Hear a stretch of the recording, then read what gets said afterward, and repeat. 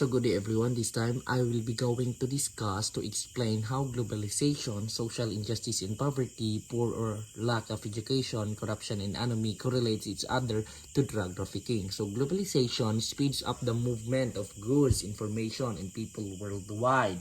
This facilitates criminal networks in expanding their operations across different countries. For example, drug cartels can use new technologies and transport routes to expedite the distribution of drugs from production areas to markets with high demands. Meaning to say, yung globalization ho is nakaka-apekto po yon sa drug trafficking kasi nga ho, yung mga criminal networks is pwede silang gumamit ng mga modern technology natin, yung mga transportation natin. So napapadali ho ng globalization, modern globalization natin, yung pag-transport ng mga drugs from one place to another, especially doon sa mga high demand. Next is social injustice and poverty.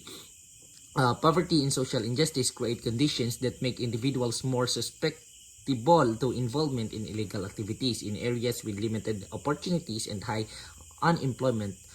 People may turn to drug trafficking as means of survival. Such as conditions provide a fertile ground for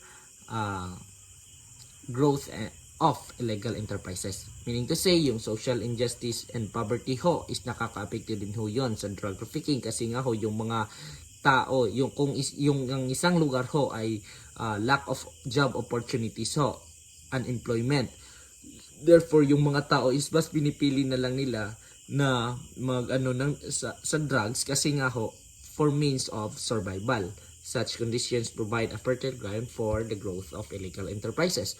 Next is poor or lack of education. So ito, lack of education limits the access to better job opportunities, making individuals more vulnerable to recruitment by drug traffickers. For instance, in regions with inadequate educational resources, young people may more easily fall into drug trafficking networks due to fewer alternative paths for advancement. So kung yung isang lugar is nagkakaroon ng kakulangan sa edukasyon, so yung mga youth or yung mga young people, sila yung mas nahuhulog doon sa drug trafficking networks kasi nga due to fewer alternative paths for advancement.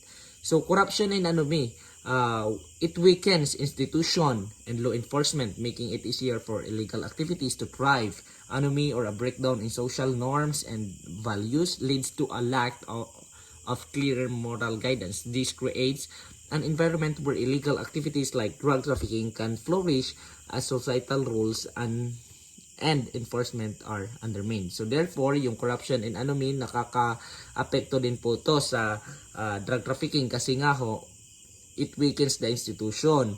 Pangalawa, law enforcement, pinapapahina din nito yung law enforcement.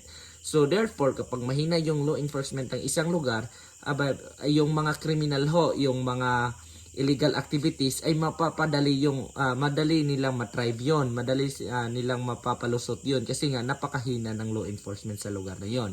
Together, so that's how globalization, social injustice and poverty, poor or lack of education, and corruption and anomie correlates each other to drug trafficking. Drug trafficking impacts global regions as source, transit, or destination points. Criminal networks handle various drugs, including cannabis, cocaine, heroin, and synthetic substances like methamphetamine and fentanyl.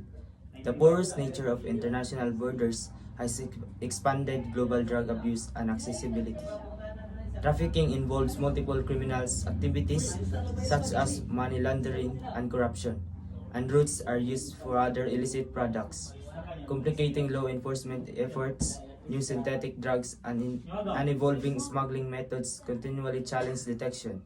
Therefore, international and collaboration and support like that provided by Interpol are crucial in enhancing detection and investigation capabilities. Social injustice and poverty are deeply intertwined, often reinforcing each other.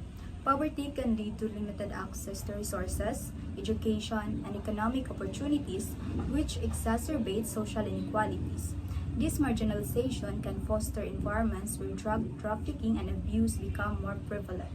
Those facing economic hardship may turn to drug trafficking as a means of financial survival, while drug abuse often worsens poverty by impairing individuals' ability to work and engage in society. Conversely, drug trafficking can perpetuate poverty and social injustice by destabilizing communities and leading to cycles of crime and imprisonment. Example, Alex Dimagiba, a single mother living in a low-income neighborhood with limited access to education and employment opportunities. Struggling to provide for her children, Alex became increasingly desperate. The lack of economic stability and social support makes her vulnerable to drug trafficking networks that exploit her situation. They offer her a way to earn money quickly by participating in their operations. As Alex becomes involved, drug abuse becomes a coping mechanism for her growing stress and despair, perpetuating a cycle of poverty and social injustice in her community.